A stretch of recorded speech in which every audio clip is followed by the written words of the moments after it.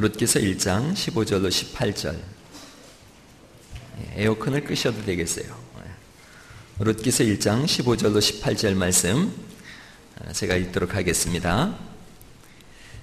나오미가 또 이르되 보라 내 동서는 그의 백성과 그의 신들에게로 돌아갔나니 너도 너의 동서를 따라 돌아가라 하라 하니 룻이 이르되 내게 어머니를 떠나며 어머니를 따르지 말고 돌아가라 강권하지 마옵소서. 어머니께서 가시는 곳에 나도 가고 어머니께서 머무시는 곳에서 나도 머물겠나이다. 어머니의 백성이 나의 백성이 되고 어머니의 하나님이 나의 하나님이 되시리니 어머니께서 죽으시는 곳에서 나도 죽어 거기 묻힐 것이라. 만일 내가 죽는 일 외에 어머니를 떠나면 여호와께서 내게 벌을 내리시고 더 내리시기를 원하나이다 하는지라.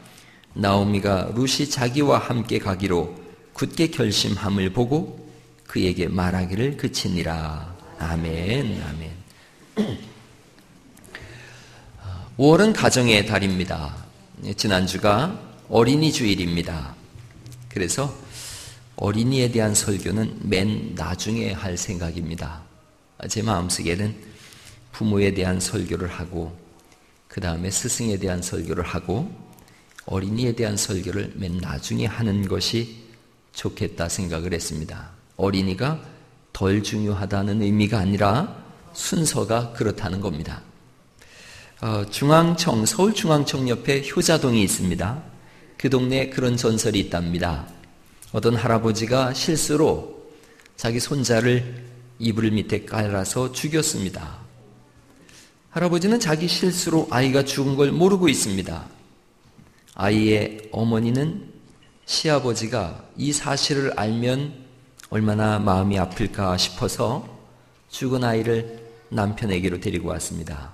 자초지종을 들은 남편은 죽은 아이를 보면서 이 불효자식아 할아버지 마음을 그토록 아프게 할 수 있겠느냐 그러면서 죽은 아이의 뺨을 때렸답니다.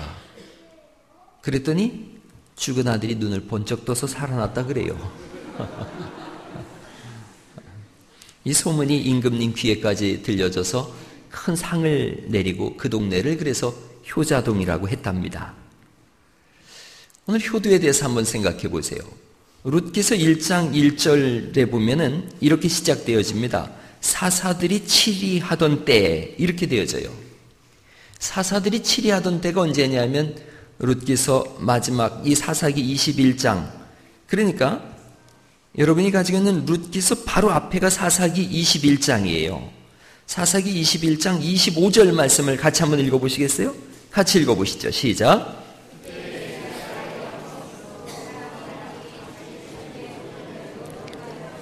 사사들이 치리하던 때가 언제냐면 자기 소견에 옳은 대로 행하던 때예요. 자기가 법이 되던 때예요. 자기가 잣대를 삼아서 모든 것을 재고 판단하는 때예요. 하나님이 법이 된 것이 아니라 자신이 법이 된 때예요. 그래서 이런 때를 영적인 암흑기다 그러는 거지요. 영적인 암흑기가 오면 어떤 일이 일어나느냐 하면 흉년이 오게 돼 있어요. 그래서 1장 1절을 다시 보시면 사사들이 치리하던 그때에 그 땅에 뭐가 들었어요? 흉년이 들게 되는 거예요. 자기 소견대로 옳게 행하면 자기 소견이 옳다라고 자기 뜻대로 살게 되어지면 반드시 흉년이 오게 되어집니다. 인생 살다 보면 흉년이 올 때가 있습니다. 그런 흉년이 올 때는 조용히 하나님 바라보고 기도해야 될 때인 줄 믿습니다. 그런데 본문에 나온 사람들은 그렇게 하질 않습니다. 흉년이 들었어요. 그랬더니 유다 베들레헴의 한 사람이 그의 아내와 두 아들을 데리고 어디로 가죠? 모압 지방으로 가요. 그 사람의 이름은 엘리멜렉입니다. 여러분, 흉년이 들면 기도해야 되는데 이 사람들은 베들레헴을 떠나요. 베들레헴이 어떤 집이에요? 떡집이라는 뜻이지요. 떡집. 예수님이 태어난 곳이에요. 하나님의 약속이 있는 땅이지요. 그런데 힘들다고 약속의 땅을 떠나갑니다. 떠나간 곳이 어디냐면 또 모압 지방이에요. 모압은 어떻게 생겨난 곳이냐면 오늘 본문은 룻기인데 룻기가 아닌 롯이라고 하는 사람이 있어요. 롯이 자기 두 딸과의 좋지 못한 관계 속에서 태어난 아들 이름이 모압과 암몬이에요. 그들이 정착한 땅이 모압 지방이고 암몬 지방입니다. 룻이라고 하는 사람의 이름은 정이 있다 이런 뜻이에요. 그런데 모압과 암몬 족속을 만든 롯이라고 하는 사람은 앞이 가려졌다 이런 뜻이에요. 앞이 가려졌어요. 하나님의 보이질 않는 사람이에요. 그러다 보니까 앞이 가려져서 술을 먹고 두 딸과 동침해서 저주의 자식을 낳게 되어지고 거기가 모압과 암몬 땅인데요. 하나님은 이 두 지파를 저주하셨어요. 신명기 23장 3절에 암몬과 모압 사람은 여호와의 총회에 들어오지 못하리니 그렇게 되어 있거든요. 그러니까 하나님이 원치 않는 땅으로 간 거예요. 흉년이 오고 어려움이 올 때에 더 기도하고 하나님 앞에 나아가는 은혜가 있기를 축원합니다. 힘들고 고단하다고 떠나가면 거기가 모압 땅이에요. 이 모압 땅이 얼마나 끔찍한 일을 일어났느냐 하면 1장 3절 말씀해 보니까 나오미의 남편 엘리멜렉이 어떻게 됐대요? 죽었어요. 죽고 나오미와 그의 두 아들이 남았으며 그랬는데 5절 말씀 보니까 조금 지나서 5절 말론과 기럨 두 사람이 어떻게 됐대요? 다 죽고 그 여인은 두 아들과 남편의 뒤에 남았더라. 과부만 셋이 남게 되어더라는 거예요. 이 얼마나 엄청난 일인지 몰라요. 하나님의 원치 않는 땅을 갔더니 다 죽게 되어지고 빈손이 되어졌어요. 나오미는 다 잃어버린 사람이 되어졌어요. 그때 생각이 들었어요. 베들레헴으로 돌아가야 되겠다.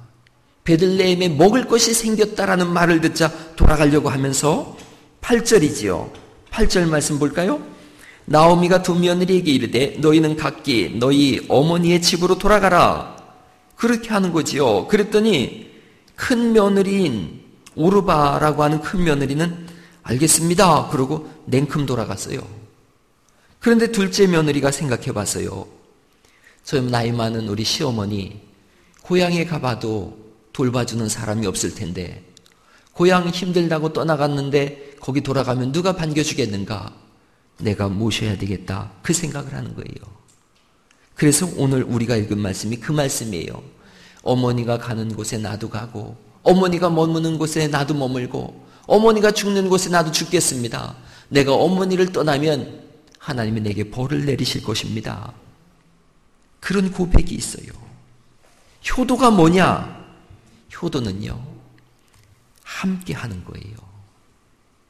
어머니가 가시는 곳에 나도 가고 같이 살겠다는 거예요. 여러분, 오늘날 왜 효가 무너졌느냐? 다 흩어져서 살아요. 여자들이 친정 어머니는 자기 집에 와도 별로 부담이 되지 않는데 시어머니가 다니러 온다고 해봐요. 입맛을 다 잃어버린대요. 어느 며느리는 시어머니가 오신다는 말을 들어서 스트레스가 돼가지고 잠도 안 오고 밥맛도 잃고 시름시름 앓는데요. 요즘은 또 거꾸로래요. 며느리 온다 그러면 시어머니가 잠을 못 잔대 했네요. 이 같이 사는 법을 모르는 거예요. 그런데 룻은 아들 없는 시어머니, 이게 자기에게 미래가 없지 않습니까? 그런데도 같이 가서 살겠다 그래요. 같이 살면 무슨 유산이라도 받으면 좋겠는데 아무것도 없잖아요. 자기가 노력해서 먹여 살려야 될 처지인데요. 자기는 젊어요. 재혼할 수도 있는데 시어머니 모시고 못하거든요. 하나님은 그런 룻의 마음속에 복을 허락하세요. 오늘날 부모님을 어떻게 모시고 사십니까? 환경만 좋게 해준다 그래서 효도는 아닙니다. 모실 수 있는 길을 찾을 수 있기를 간절히 바랍니다. 이렇게 아멘이 적을 줄 내가 예상하고 있었어요. 여러분, 아이고 남 얘기 같으니까 목사님 쉽게 하죠. 아니요, 이게 옳아서 말씀드리는 겁니다. 어느 가정에 며느리가 하도 시어머니 때문에 힘들어서 내가 죽든지 우리 시어머니가 죽든지 해야지 못 살겠다고. 오죽 시어머니가 힘들면 찬송가 중에 시어미 와도 겁없네 그 찬송 부르는데요. 시금치도 안 먹는다 그러더라만요. 자꾸 그러니까 남편 되는 분이 자기 아내를 앉혀놓고서 얘기하는 거예요. 여보, 늙은 어머니 우리가 제대로 못 모시면 나가라 그러면 동네 사람들이 욕할 거고, 그렇다고 앞길이 창창한 당신이 죽을 수도 없고, 그러니까 어머니를 일찍 돌아가실 수 있는 방법을 씁시다. 그러니까 아내가 어떻게 그런 방법을 쓰느냐 그랬더니, 만약에 무기를 쓰면 탈로 나서 우리가 죽을 것이니까 내게 좋은 생각이 있다고 말해보라 그랬더니, 의원 선생님 하시는 말씀이 우리 어머니 혈압이 높다고 하니까 밤과 대추와 인삼을 계속 석 달을 먹이면 혈압이 올라가서 돌아가신다고 합니다. 그러니까 눈치 못 채게 살살 웃으면서 아주 친절하게 밤과 대추와 인삼을 갖다 정성껏 먹이시라고. 아내가 그 말 듣고서 좋다 그랬어요. 그래서 정성을 다 해서 대접을 했어요. 속은 전혀 다르지요. 한 달이 지났는데 갑자기 달라진 며느리의 대접을 받고 시어머니가 은혜를 받았어요. 그래가지고 밖에만 나가면 자기 며느리 자랑하는 거예요. 세상에 그런 며느리가 없다고. 옛날만 같아도 썩을 년이었는데 지금은 얼마나 잘하는지 우리 며느리 같은 사람이 없다고 온 동네 방네 다니면서 다 칭찬을 하는 거예요. 그러더니 어느 날 며느리 앉혀놓고서 아가 힘들지? 내가 그동안 너무 잘못했다. 그러는 거예요. 그 밤에 어떻게 했겠어요? 남편 옆에서 아내가 훌쩍거리면서 우는 거예요. 내가 잘못했어요. 당신이 왜 그랬는지 이제 알겠어요. 그리고 울었더니 남편이 아내 손 꼭 붙잡고, 네, 그럴 줄 알았소. 당신은 속이 착한 사람인데 얼마나 힘들었으면 그랬겠소. 그러면서 이리 오시오, 내가 안아주리다. 뭐 그러지 않았겠느냐 이거지요. 여러분, 이런 게 가족의 행복이지요. 부모를 공경하는 방법이 여러 가지가 있습니다. 중요한 건 지금 내가 부모에게 하는 그대로 여러분이 그렇게 자녀들에게 받게 돼 있습니다. 그런 말이 있어요. 종과 득과 종두 득두, 그런 말이 있습니다. 콩 심으면 뭐 나는 거예요? 콩 나는 거예요. 팥 심으면 팥 나는 거고, 오이 과자 썼어요. 오이 심었는데 호박 날 일 없다는 거예요. 나는 부모를 내방치고 살았는데 그걸 두 눈 똑똑히 뜨고 본 내 자식이 나를 저버리지 않겠냐는 거예요.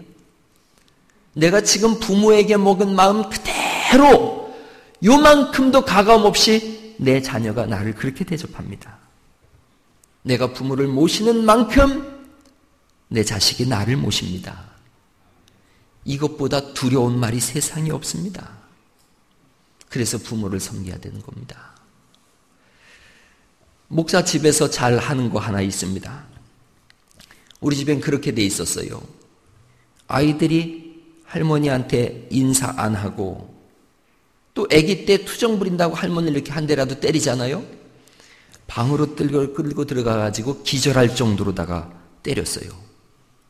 우리 아이들이 부모한테 투정한다고 괜히 이렇게 제 아내를 이렇게 때리기라도 하잖아요. 손이라도 한번 올라가죠. 죽기 직전까지 맞았어요, 저한테.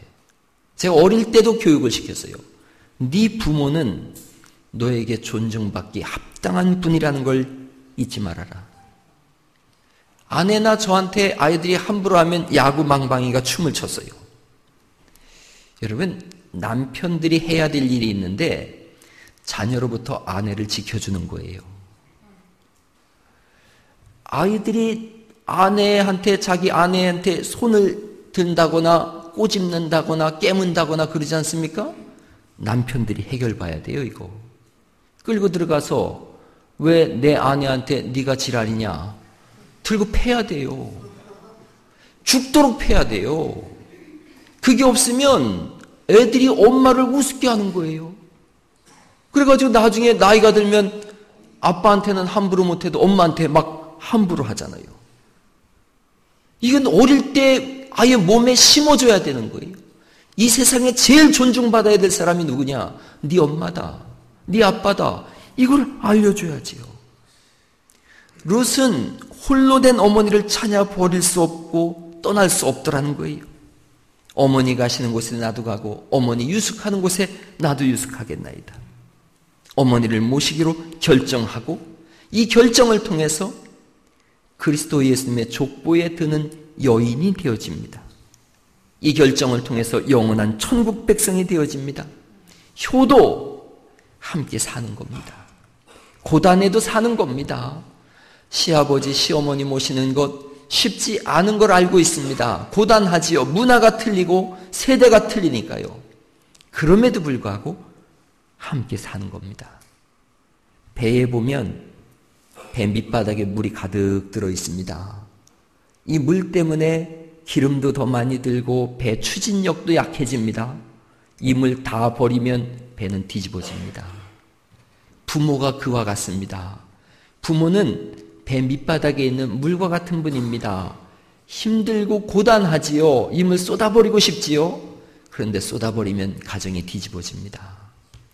오늘날 한국 사회의 가정 문제는 어디서 나오는가? 부모 모시지 않기 때문에 그렇습니다. 그래서 쉽게 뒤집어집니다. 여러분, 부모님 모심으로 인해서 많은 고통을 당하십니까? 받아들이시기 바랍니다. 그걸 통해서 하나님은 복을 주십니다. 진짜로. 부모와 함께 사는 겁니다. 우리나라 상황은 장남이 반드시 부모를 모셔야 한다고 생각합니다. 이것으로 인해서 싸움이 일어나는 가정들을 많이 봅니다. 부모는 장남만 모시는 게 아닙니다. 부모는 자녀가 모시는 것인 줄 믿습니다. 자녀면 모시는 겁니다. 부모들이 자식 앉혀놓고서 이렇게 한탄합니다. 많이 들어보셨을 거예요. 이놈아, 내가 너를 어떻게 길렀는데. 그렇게 기르는 것도 중요합니다. 그러나 이런 말 하셔야 합니다. 너 내가 부모님 어떻게 섬기는지 못 봤냐? 이 얘기를 해야 되는 거예요. 내가 너 어떻게 키웠냐? 그거 안 중요합니다. 내가 부모님 어떻게 섬기는지 너 못 봤느냐? 부모님 모시는 것 보여주실 수 있기를 간절히 바랍니다. 자녀는 응당 부모를 모셔야 합니다. 당연한 일입니다. 당연한 일입니다. 당연한 일을 설교하는 것처럼 미련한 게 어디에 있습니까? 그런데 당연한 일이 당연하지 않은 일이 되어졌기에 이 말씀을 드립니다. 효는 함께 하는 겁니다. 두 번째, 그냥 함께 하는 것뿐 아니라 효는 부모를 즐겁게 해드리는 것까지 나아가야 합니다. 나오미는 모압에서 모든 걸 다 잃었어요. 돌아오니까 사람들이 나오미가 왔네, 나오미가 왔네 그럽니다. 나오미란 뜻은 기쁘다 이런 뜻이에요. 그런데 이분이 돌아오면서 자기 이름을 거절해요. 나 다 잃어버렸어. 고향 떠나고 집 떠났더니 남편 잃고 두 아들 잃고 나 다 잃어버렸어. 나 더 이상 나옴이 아니야. 나 기쁨 아니야. 나 마라라고 불러줘. 마라는 쓴물이란 뜻입니다. 쓰다. 내 인생 써. 나 고통스러워. 즐거움은 사라졌어. 내 대에서 자손은 끊어지고 집안은 몰락했어. 이게 돌아온 나오미의 모습인데 룻기 4장을 갔더니 완전히 이게 반전되어져요. 나오미가 잃어버렸던 자기 이름을 되찾아요. 4장 찾아가 보시겠어요? 4장 13절 말씀이에요. 4장 13절 말씀.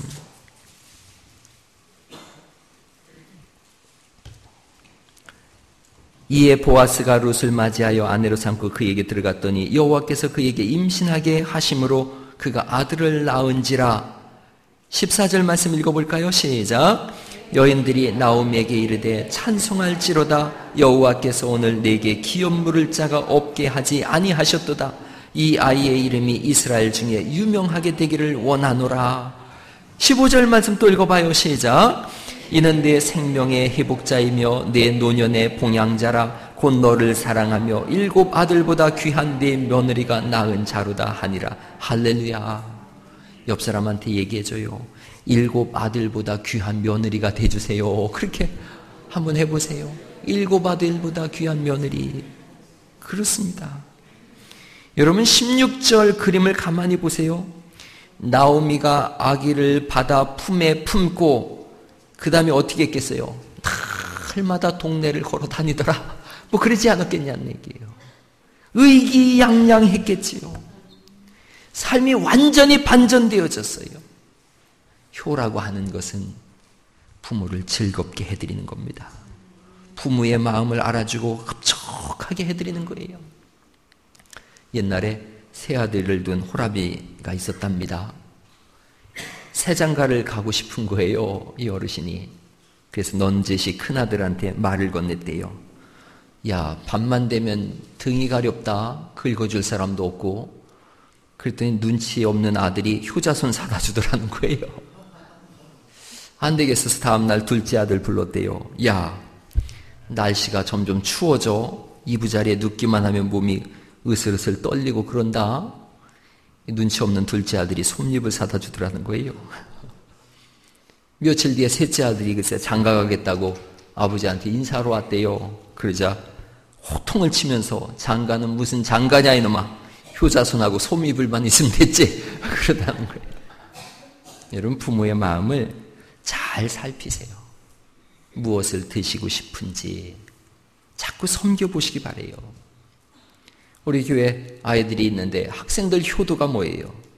부모님이 뭘 좋아하시나 그거 살펴보는 거예요. 부모가 뭘 좋아해요? 공부하는 거 좋아해요, 공부하는 거? 그러면 효도할 양으로 공부하는 겁니다. 그러다 보면 효도도 되고 자신도 잘 되는 거예요. 출가한 자녀 보면서 부모는 행복하게 살기를 원해요. 효도할 양으로 행복하게 사는 거예요. 신앙생활하는 부모의 최대의 소망이 뭐예요? 자식이 예수 믿는 거예요. 그러면 효도할 양으로라도 교회 나와 보세요. 예수 믿고 천국 백성 되는 복이 임하는 줄 믿으시기 바랍니다. 부모의 마음을 알아주는 겁니다. 유명한 미국의 설교가 중에 로버트 리라고 하는 분이 계세요. 이분이 파나마로 공부를 하러 떠나가게 됐는데 그 어머니가 앉혀놓고 말하는 거예요. 독실한 신앙을 가진 어머니가 앉혀놓고서 눈을 바라보면서 말하는 거예요. 내가 공부하기 위해 오랫동안 집을 떠나 있을 텐데 너는 하나님 앞에서 깨끗하게 살아야 한다. 내 교훈을 잊지 말아라. 네가 공부를 마치고 집에 돌아왔을 때 네가 잘못했다면 내 눈동자에 다 드러날 테니 명심하거라. 부디 깨끗하게 생활하거라. 이분이 파나마에 가서 공부를 하는데 술 친구를 가까이 하지 않고 열심히 공부하면서 신앙생활을 착실하게 했어요. 자신의 몸을 헛되이 버리지 않았어요. 어머니의 교훈대로 공부하고 돌아와서 어머니 앞에 서서 자신 있게 말하는 거예요. 어머니, 제 눈동자를 보세요. 어머니 말씀대로 살았습니다. 그의 어머니를 기쁘게 하는 삶을 살자 미국의 목사라고 하는 위대한 사람이 되어졌어요. 효도하면 하나님은 그 인생을 열어주시는 줄 믿습니다. 롯은 나오미의 마음을 기쁘게 해드리고자 살았더니 성경에 나온 4명의 여인 중에 한 사람이 되어집니다. 한문 중에 친자와 효자가 있습니다. 친은 어버이 친자입니다. 어버이 친자를 가만히 보시면요, 나무 목자 위에 설립자가 있고요, 그 옆에 볼견자가 있습니다. 옛날에 5일장이 열리면 어머니가 나무 위에 올라가서 장에 나무 팔러 간 아들을 기다리는 거예요. 나무 위에 올라가서 우리 아들이 언제 오나 이렇게 쳐다보고 있는 것이 어버이 친자랍니다. 어버이는 항상 자녀만을 쳐다보게 돼 있습니다. 나무를 다 팔고 아들이 늦게 돌아옵니다. 돌아오다 보니까 나무 위에 있는 어머니를 발견하는 거예요. 다리 아프신데요. 왜 여기까지 나오셨어요? 그러고 어머니 제 등에 업히세요. 그러는 거예요. 그래서 효도할 효자는 아들이 늙을 놓자지 않습니까? 아들이 늙은 어머니를 업고 가는 모습이라고 합니다. 어버이 친자와 효도할 효자가 있는 그 집을 천국 같은 가정이라고 합니다. 중국의 총통이었던 장개석이라는 사람이 평생 동안 자기 생일에는 음식도 안 먹고 물도 한 모금 안 마셨답니다. 한 번은 자기 휘하에 있는 오문기라고 하는 장수가, 그 장군이 생일장을 차렸어요. 아무것도 모르고. 그랬더니 이분이 초청은 받아서 갔다가 아무것도 안 먹고 하는 말이, 내 생일은 기쁜 날이 아니라 우리 어머니의 고난의 날이다. 어머니가 날 낳기 위해서 얼마나 고생한 날인데 내가 뭘 먹고 뭘 마시겠느냐, 그러고 돌아왔답니다. 부모의 은혜를 아는 데서부터 효성이 시작됩니다. 자녀들 생일만 되면 부모들이 얼마나 스트레스를 받는지 몰라요. 친구들을 집으로 초청하고 선물을 안 사준다고 떼를 쓰고 울고 불고 합니다. 오늘 자녀들이 다시 생각해야 합니다. 여러분의 생일날은 부모님이 생일상을 받는 날인 줄 믿으시기 바랍니다. 오늘 이후로 갈릴리 교회 소속되어 있는 모든 청소년들과 청년들은 생일 없어요. 생일 되면 부모님께 꼭 선물 사드릴 수 있기를 간절히 바랍니다. 그게 하나님 기뻐하시는 일입니다. 언젠가 오래전에 아버지가 사랑스러운 20가지 이유라고 하는 책이 있어서 한번 읽어본 적이 있습니다. 학생들한테 아버지가 왜 사랑스러운지 써보라고 한 거예요. 초등학생부터 대학생까지 쓴 글입니다. 초등학생 글 중에는 이런 글도 있었어요. 가끔씩 재미있어서 사랑스럽습니다. 아버지가 가끔씩 착해서 사랑스럽습니다. 저를 칭찬해 주셔서 사랑스럽습니다. 고등학생 아이들이 그런 글을 썼다 그래요. 피곤할 때 어깨를 주물러 주셔서 사랑스럽습니다. 성적에 신경 쓰는 절 보시고 건강이 먼저라고 말씀해 주실 때 사랑스럽습니다. 독서하는 아빠의 모습이 사랑스럽습니다.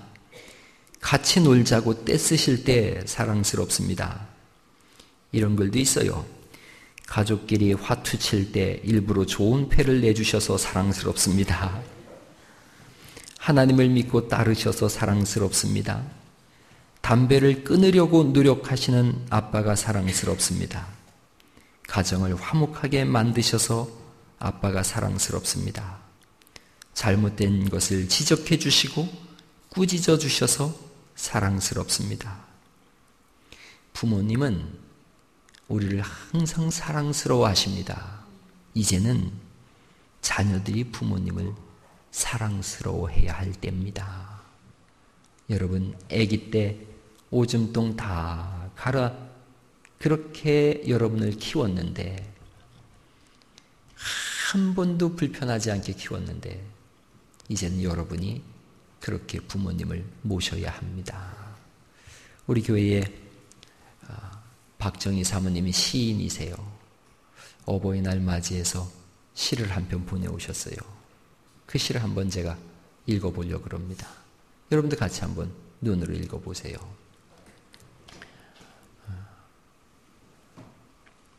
얼른 띄워봐요, 스크린. 네. 50여 년 아빠의 무릎은 피멍이 들었고 엄마는 하루도 빠짐없이 주님 앞에 엎드려 기도의 씨를 뿌렸다. 사랑하는 딸들아, 믿음의 눈으로 하늘을 보라. 축복의 열매가 풍성히 열려 있다. 사랑하는 딸들아, 엄마 아빠가 심어놓은 열매를 먹으며 하나님 기뻐 받으시는 삶이 되기를 바란다. 삶에 힘든 일이 있으면 엄마에게 주려무나 주님이 우리 위해 십자가 지신 것 같이 엄마도 너희들의 고단함을 지고 가련다.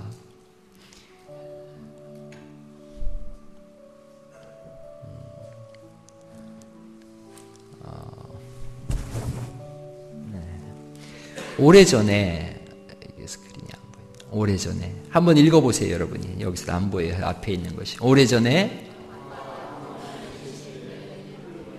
사모님이 읽어봐요. 그 마이크로. 오래전에 아빠가 병원에 계실 때에 피를 토하는 할아버지를 불 쓰고는 깨끗이 닦아드리는 너희들의 모습을 보았다.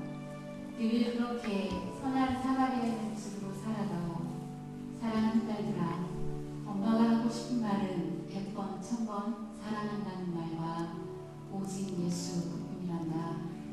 임종이 가까워진 야곱이 자녀들에게 마음껏 축복한 것처럼 엄마도 그렇게 축복한다. 사랑한다. 내 생명보다 더 귀한 사랑하는 나의 딸이라. 우리 모두의 마음이라고 생각합니다.